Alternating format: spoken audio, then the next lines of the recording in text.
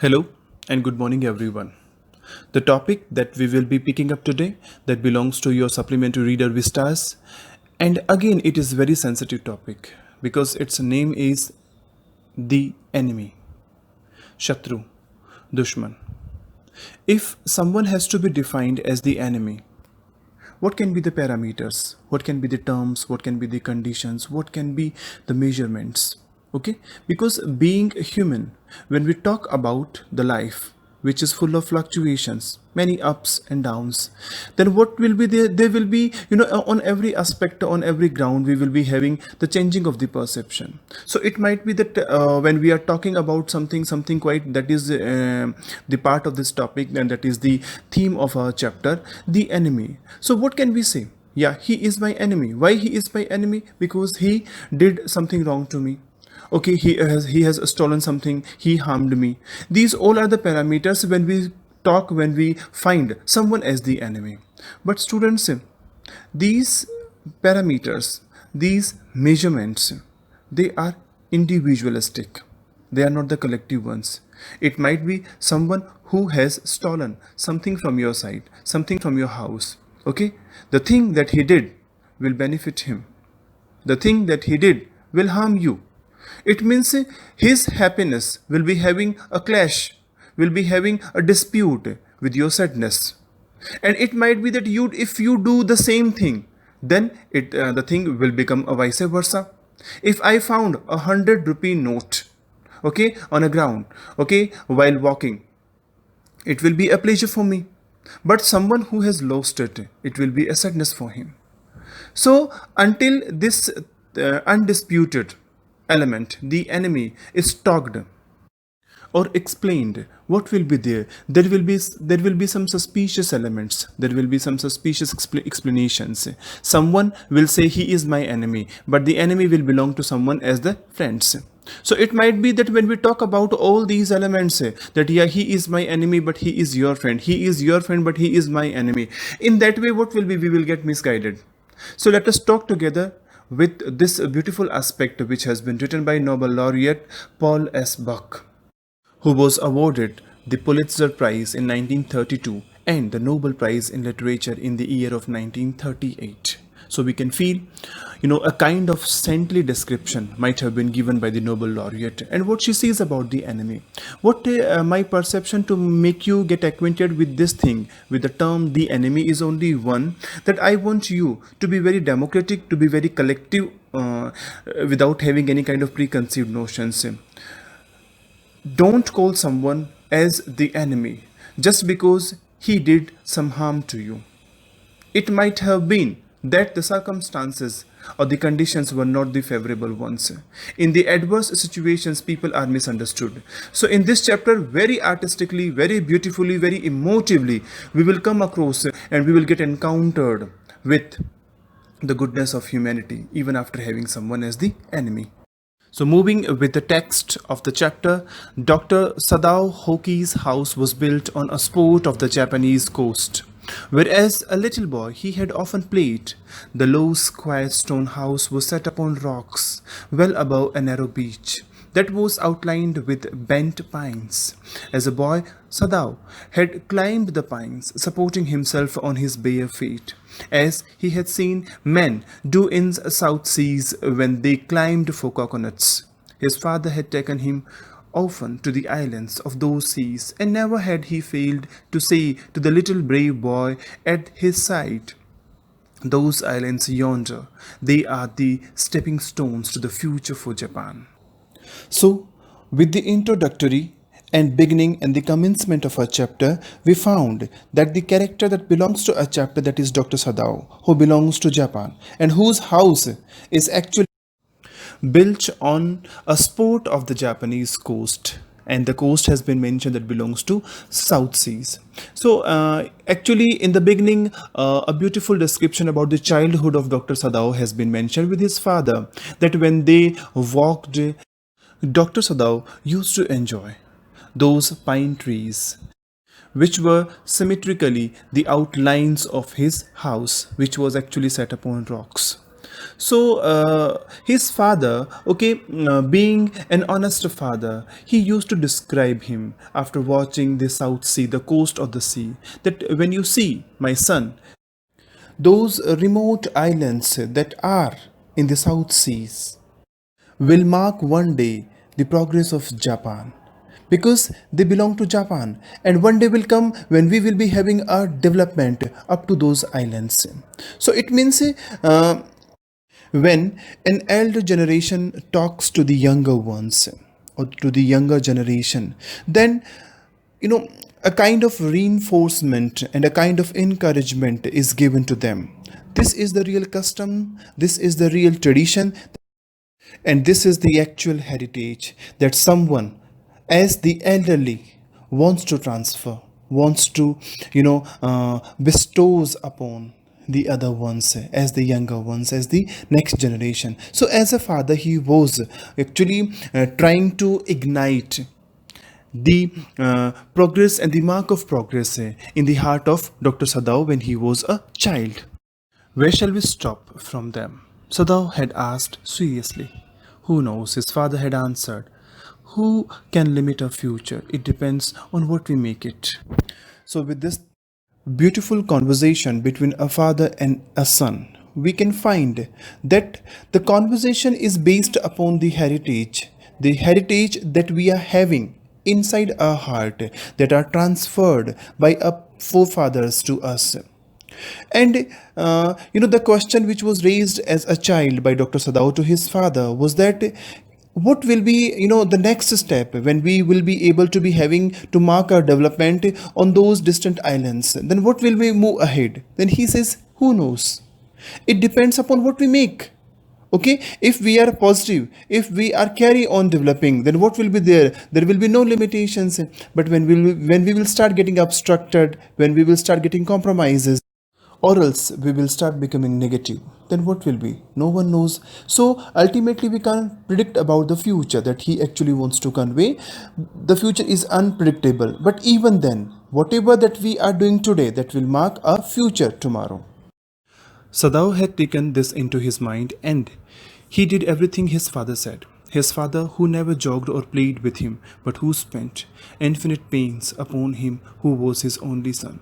Sadao knew that his education was his father's chief concern.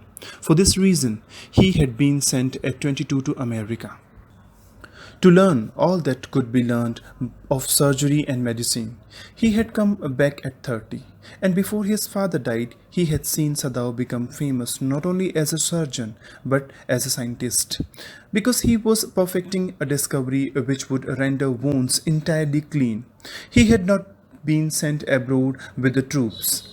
Also, he knew there was some slight danger that the old general might need an operation for a condition for which he was now being treated medically.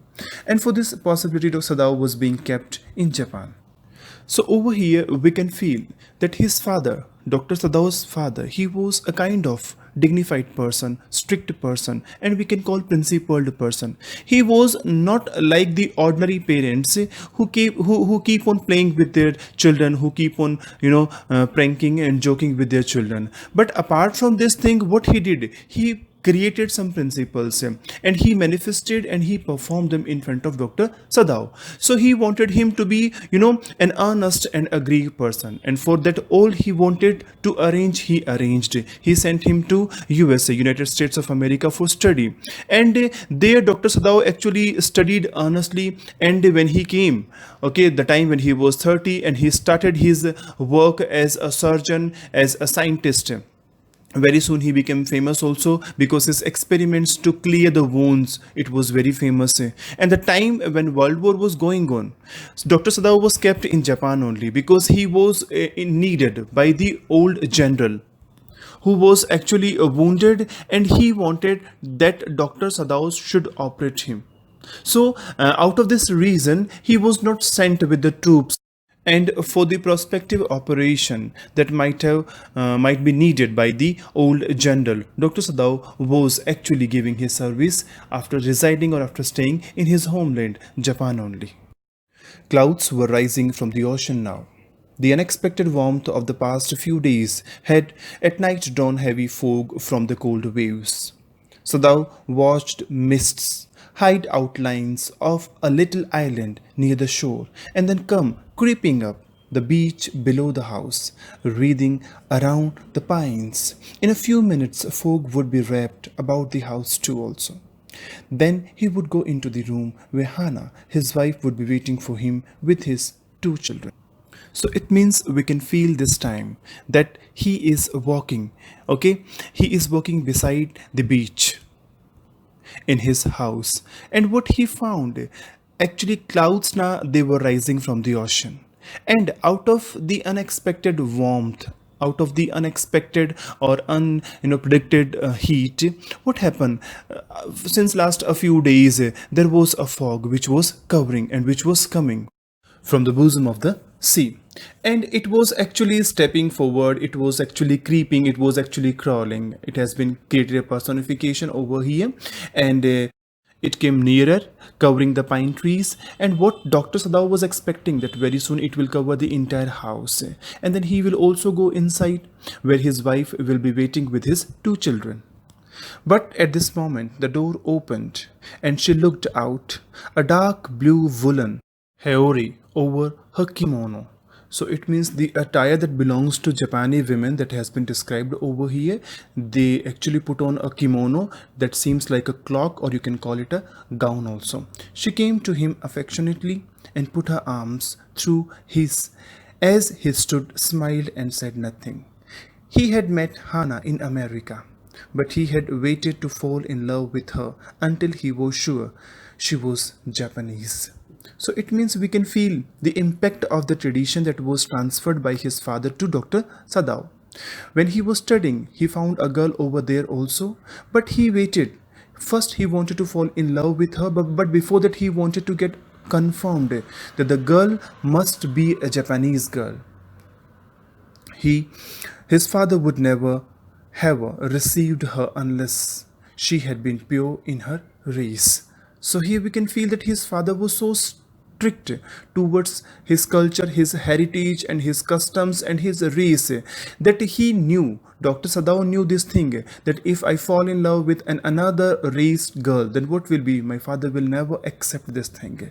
So when he found that yeah, Hana belongs to Japan, Hana is a good girl, and he is loving her, then only he decided to marry her. But he wondered often whom he would have married if he had not met Hana.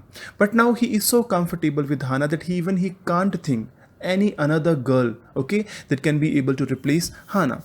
And by what luck he had found her in the most casual way, by chance, literally at an American professor's house. The professor and his wife had been kind people, anxious to do something for their few foreign students, and the students, though bored, had accepted this kindness. It might be that when the time they were studying, okay, in USA, in America, then a good family, a good professor's family, they wanted to do something for their foreign students, because the students, they belong to Japan, and the students also accepted. They were getting bored, so they started visiting the professor's house. That night the rooms were so small, the food so bad, the professor's wife so voluble. But he had gone, and there he had found Hana, a new student, and had felt he would love her if it were all at possible. So now he recalls the incident, that even after the distasteful food, okay, the wife of professor, she was also very voluble. That means very talkative. But even then, that day he found someone as the new student in their house, and the new student was Hana. And at first glance and at first sight only, he decided that if all things are possible, like if she belongs to my race, if she belongs to Japan, he would try to, propose her, and he would try to love her. Now he felt her hand on his arm and was aware of the pleasure it gave him, even though they had been married years enough to have the two children, for they had not married heedlessly in America. They had finished their work at school and had come home to Japan, and when his father had seen her, the marriage had been arranged in the old Japanese way, although Sadao and Hana had talked everything over beforehand. They were perfectly happy. She laid her cheek against his arm. So it's a very soothing and very personal and private time that is being shared by both of them. But here we can feel one thing, that they were so aware of their heritage and their culture towards their nation, towards their race and everything, their identity actually, that everything was so planned. Like Dr. Sadao, okay, when he got comfortable that yeah, the girl belongs to Japan, okay, he decided to love, he decided to marry. Then they didn't marry in America actually. They came here and all things were told to his father, Dr. Sadao's father. Then all things were arranged in a customary way, the custom that belongs to Japanese custom. And out of, with the consequence, they are having actually two children also. And with all the circumstances, with all the future course and the consequences, everything was quite comfortable and they were under the matrimonial bliss. So now, up to this extent, we found ourselves that this is a story where there are a few people, okay? It might be Dr. Sadao, Dr. Sadao's father, his wife, his children. But the main perception of up to this extent is only one, that we are coming across with a group of people, okay, with a group of perceptions of a few people. In that, Dr. Sadao, he is at the top, on the peak, where he indicates that for me, my race, for me, my country, for me, my nation, for me, my spirit that my father has given to me, my father has transferred me, actually, okay, that is the prime concern. But when we move ahead, this is an individual perception. Up to here, we can be able to say and to claim ourselves as the best human being, as the best citizen, as the best husband, as the best son. But beyond that, to prove ourselves collectively as the best human beings, there are some more parameters which we still didn't decide. So up to here, just we found someone who is very nationalist, okay, with all the desirable expressions, but the someone, Dr. Sadao actually, okay, what kind of things he will be having as the challenge, that we will discuss with moving ahead with the text. It was at this moment that both of them saw something black come out of the mists. It was a man. He was flung up out of the ocean, flung, it seemed. So his feet by a breaker, he staggered a few steps, his body outlined against the mist, his arms above his head, then the curled mists hid him again. It means the time when this soothing moment of a husband and wife was going on, when they were recalling all their memories, suddenly they found that there was something that was approaching towards them. And as earlier it was informed that there was mist, and in the mist they couldn't recognize, but from the far place they could see that yeah, someone is staggering. He was actually no, when he was walking, he was not walking properly. And again when he came out from the seashore, okay, he was visible, but again he was wrapped by the mist. So it was quite, the turning point of our story, that there is someone that is now entering, okay, as a new character. Who is that? Hana cried. She dropped Sadao's arm and they both leaned over the railing of the veranda. Now they saw him again. The man was on his hands and knees crawling. Then they saw him fall on his face and lie there. So slowly and curling, the man, he started approaching. He was crawling. Perhaps there might have some reason. And when they went nearer to the veranda railing, then they found that okay, he actually fell on his face and lay there. A fisherman, perhaps, Sadao said, washed from his boat. He ran quickly down the steps, and behind him Hana came, her white sleeves flying. A mile or two away on either side there were fishing villages, but there was only the bare and lonely coasts, dangerous with rocks. The surf beyond the beach was spiked with rocks. Somehow the man had managed to come through them. He must be badly torn. Now we can feel that the house was actually beside the sea beach. And there, out of a wind and out of, you can call, cyclones and storms, everyone can see the surf, okay, the surf of the waves. When it strikes with the rocks, it turns itself like the spikes. And even the pointy rocks, they seem like the spikes. So if someone tries, they will be like the obstacles. Okay, someone wants to come out from the sea beach, and across the sea beach there were a few fishermen villages. So husband and wife both were expecting that there might have been a fisherman, or also, okay, who could have been washed from his boat. So immediately they ran after him and they wanted to protect or save. They saw, when they came towards him, that indeed it was so. The sand on one side of him had already a stain of red soaking. Now, as the Japanese couple, okay, they approached and they came nearer to him. They found that the sand, it was having the blood stains of that man. So that clearly indicated that he was wounded. He is wounded, Sadao exclaimed. He made haste to the man, who lay motionless, his face in the sand. An old cup stuck to his head, soaked with the sea water. He was in wet reeks of garment. Sadao stopped Hana at his side and turned the man's head. They saw the face. So over here, there was a doctor, and there was a wounded person. So a doctor knows what to be given at this time. So immediately he said his wife to come with him, and anyhow just they wanted to see who he is and what happened to him. But the time when they went and they approached the nearest to him, they found him completely soaked with sea water. His dress was also wet and torn. Sadao turned the man's head. And a white man, Hana whispered. Now, this is the extent where a story will be having its finest twist. A white man. Okay, at the door of a doctor, at the door of a Japanese nationalist doctor. And moreover, we can call, okay, an enemy at the door of an enemy. Because a story belongs to the time when America and Japan, okay, they had the utmost rivalry with each other.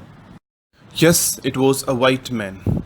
The wet cap fell away, and there was his wet yellow hair, long, as though for many weeks it had not been cut. And upon his young and tortured face was a rough yellow beard.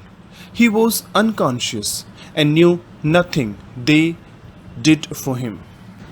So, of course, it was an American who came at the door of a Japanese. He was young, his face had such marks which indicated that he had been tortured. He had a rough, unkempt yellow colored beard. As he had fainted, he did not know of the presence of Sadao and Hana because he was unconscious. Now, Sadao remembered the wound, and with his expert fingers he began to search for it. Blood flowed freshly at his touch. On the right side of his lower back, Sadao saw that a gun wound had been reopened. The flesh was blackened with powder. Sometime not many days ago, the man had been shot and had not been tended. It was bad chance that the rock had struck the wound. It means the man had been injured a few days ago. He had not got any medical help to treat the wound, as he had himself used some black colored powder substance on it. The sharp rocks on the shore had pierced it, and so it was again bleeding. Oh, now he is bleeding, Hana whispered again in a solemn voice. The mists screened them now completely, and at this time of day no one came by. The fishermen had gone home, and even the chance beachcombers would have considered the day at an end. So Hana was concerned that the man was injured and said in a low voice that he was bleeding. What shall we do with this man? Sadao muttered. But his trained hands seemed of their own will to be doing what they could to stanch the fearful bleeding. He pecked the wound with the sea moss that strewed the beach. The man moaned with pain in his stupor, but he did not awaken. The best thing that we could do would be to put him back in the sea, Sadao said, answering himself.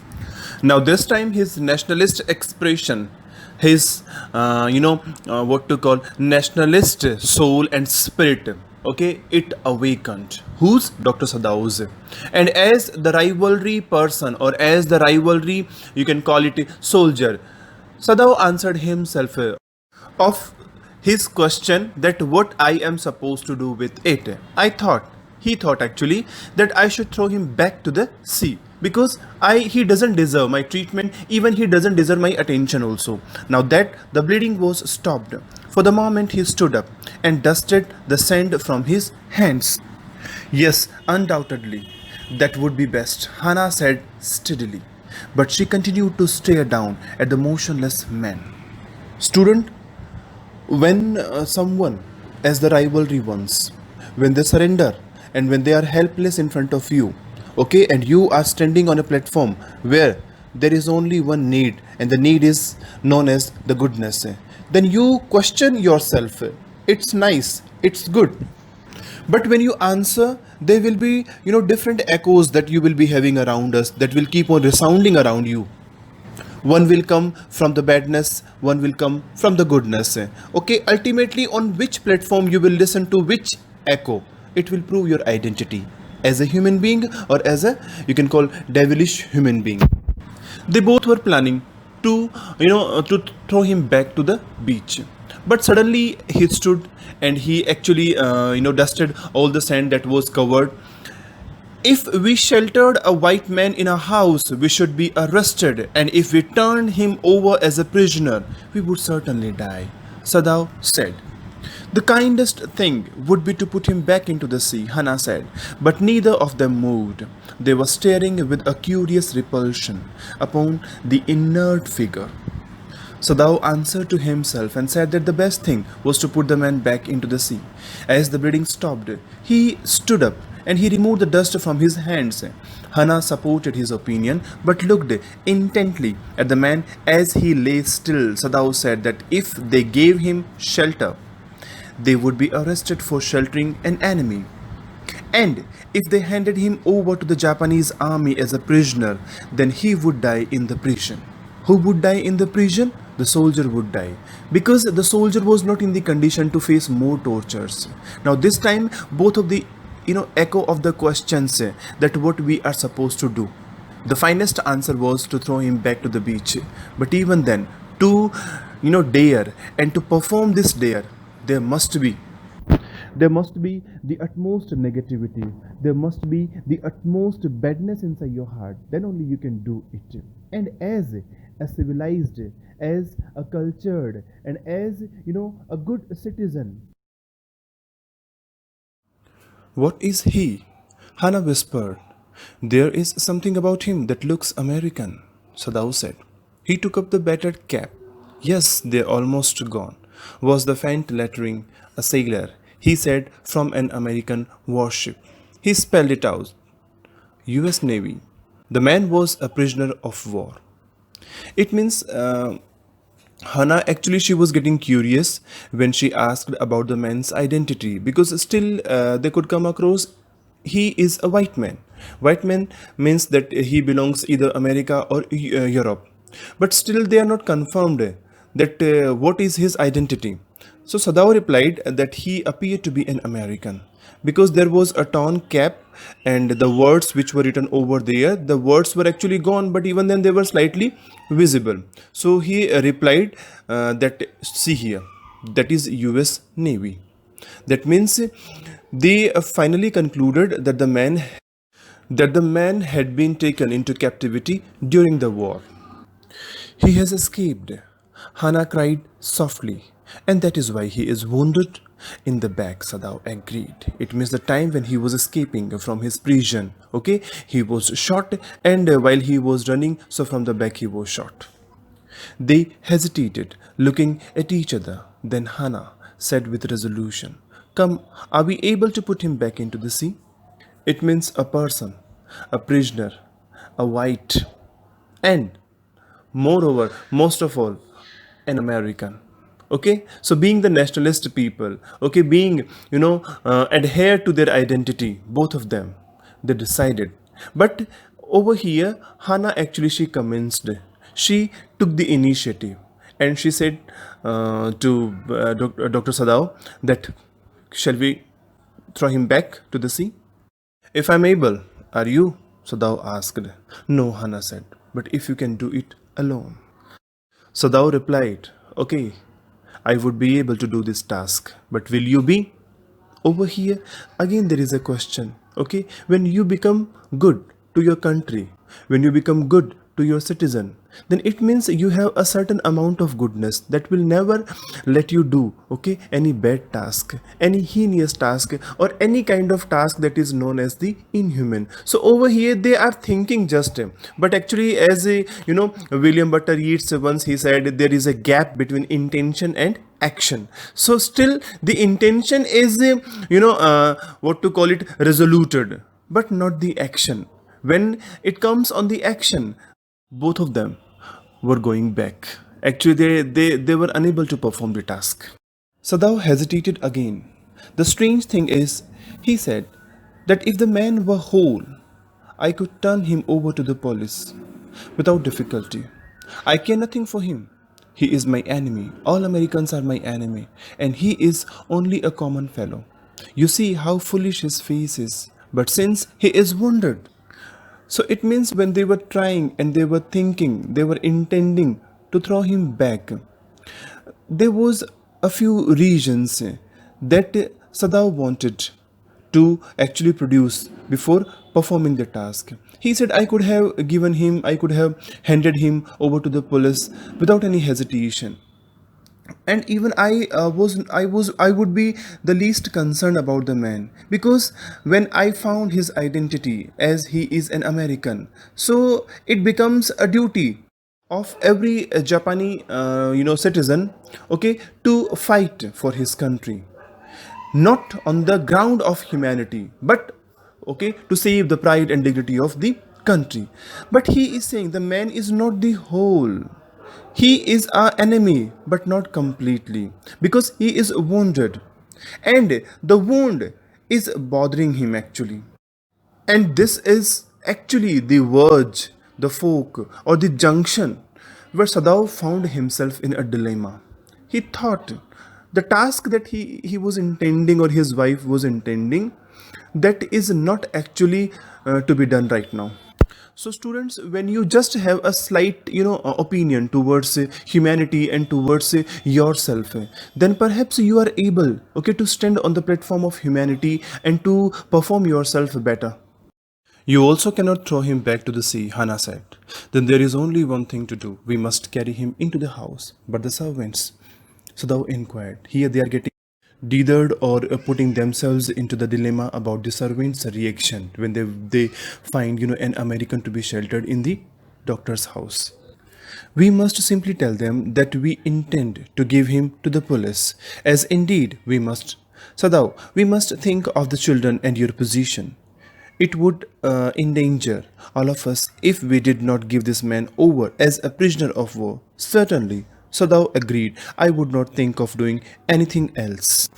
It means ultimately they both have concluded that first we would give him the medicinal care, then immediately he would be returned to the police station as the prisoner.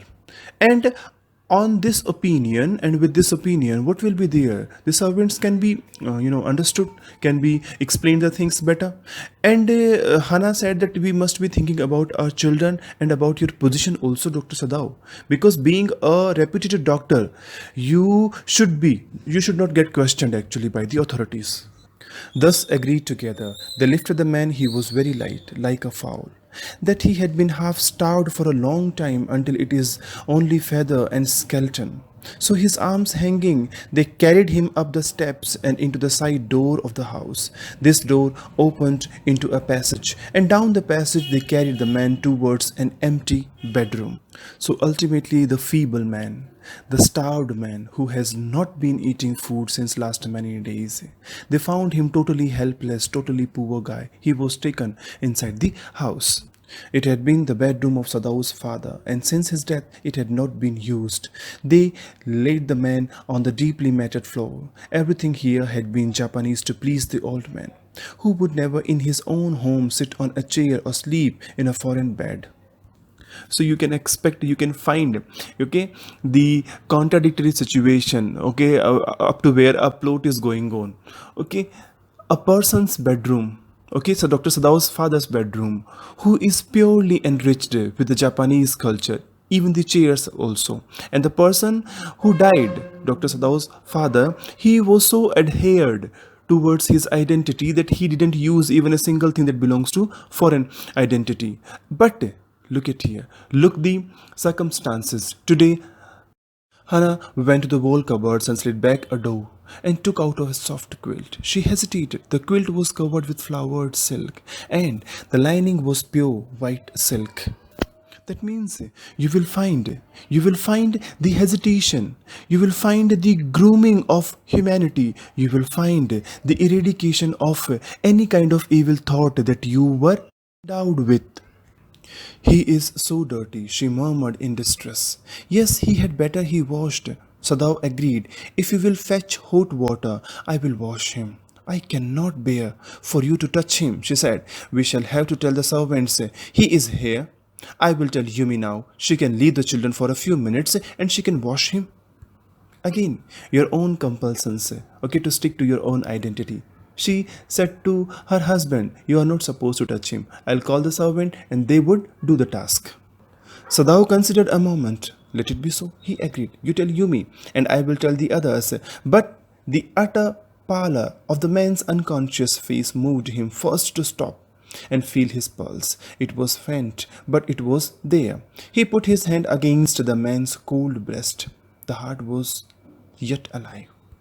But even then, the task that a doctor has to do, he did. He found when the man was getting unconscious more and more, then he touched his, chest and he found that he is alive. And until the treatment is given, perhaps the danger may be increased. He will die unless he is operated on. So thou said, considering the question is whether he will not die anyway. Over here you can feel a kind of perplexed thought.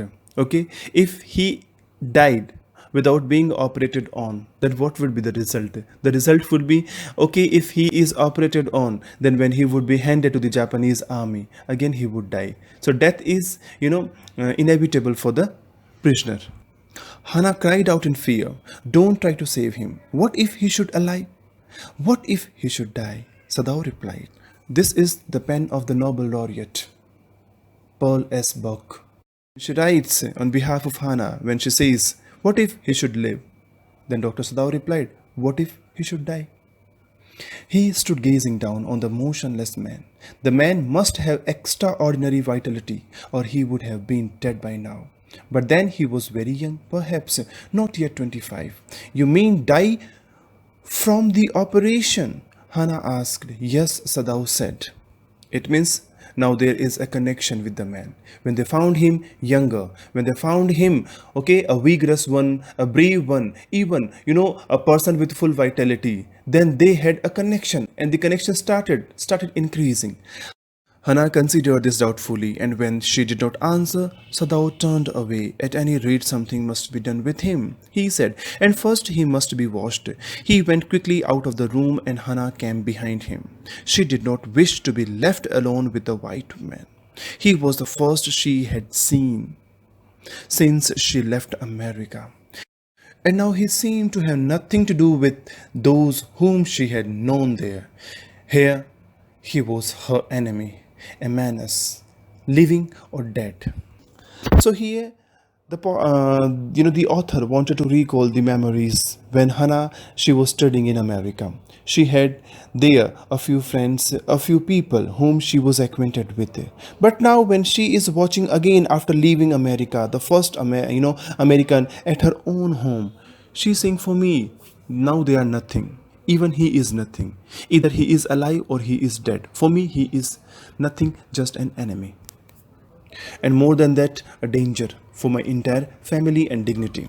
She turned to the nursery and called Yumi, but the children heard her voice. She had to go in for a moment and smile at them and play with the baby boy, now nearly 3 months old.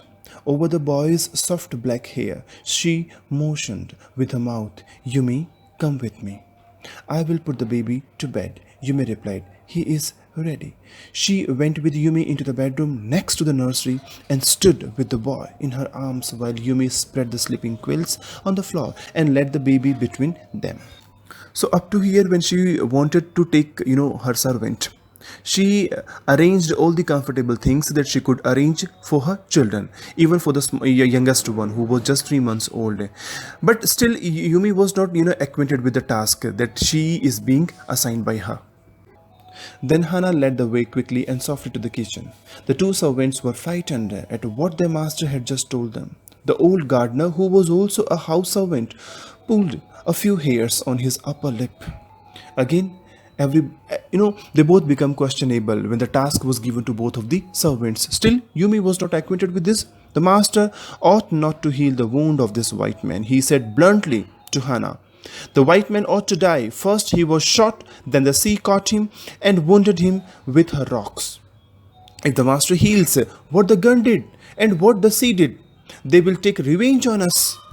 Now over here, the superstitious perception of both of the servants, being I think illiterate, they were disclosing that this person, being the enemy, must be died, and out miss and his death was actually certain. That's why he was shot. That's why he was revenged upon by the sea. Okay, if we heal him, then what will be? It means we are going against our own ocean, our own police. If we do so, we will have to face the consequences, and the consequences will be very bad. I will tell him what you say, Hana replied courteously. But she herself was also frightened, although she was not superstitious as the old man was. Could it ever be? Well, to help an enemy. Nevertheless, she told Yumi to fetch the hot water and bring it to the room where the white man was. She went ahead and slid back the partitions. Sadao was not yet there. Yumi, following, put down her wooden bucket. Then she went over to the white man. When she saw him, her thick lips folded themselves into stubbornness. I have never washed a white man, she said, and I will not wash so dirty a one now. Very bluntly, the order was denied by her. Because she was a Japanese and she didn't want to put herself in trouble, and moreover, she was a servant. So she said, no, I won't do this task, especially for the white man who is so dirty. Hana cried at her severely. You will do what your master commands you. There was so fierce a look of resistance upon Yumi's round, dull face that Hana felt unreasonably afraid.